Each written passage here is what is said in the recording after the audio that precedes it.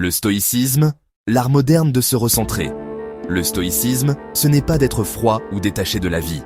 C'est l'art de diriger ton énergie vers ce qui compte vraiment et d'arrêter de perdre tes forces dans ce que tu ne peux pas contrôler. Le stoïcisme, l'art moderne de se recentrer. Le stoïcisme, ce n'est pas d'être froid ou détaché de la vie. C'est l'art de diriger ton énergie vers ce qui compte vraiment et d'arrêter de perdre tes forces dans ce que tu ne peux pas contrôler.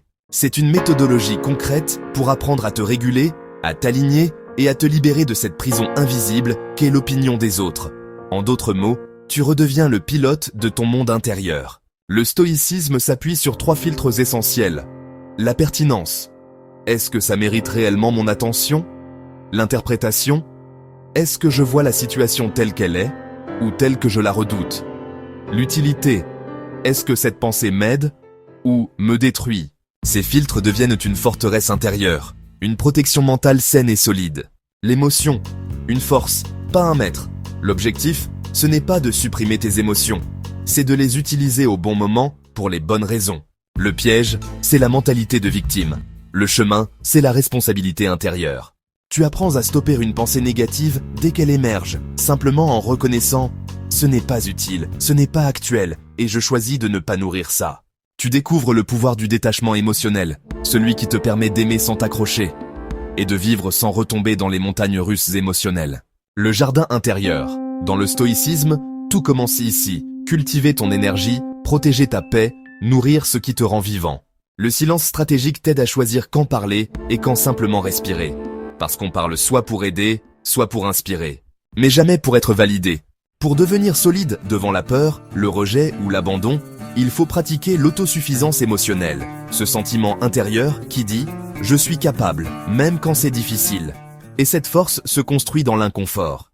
L'exposition graduelle aux situations éprouvantes forge ta résistance et transforme la souffrance en apprentissage. Une émotion n'est pas un verdict, elle est un signal. Le stoïcisme t'apprend à placer une pause entre ce que tu ressens et ce que tu fais. Cette pause, souvent une respiration, crée l'espace nécessaire pour choisir une réponse alignée.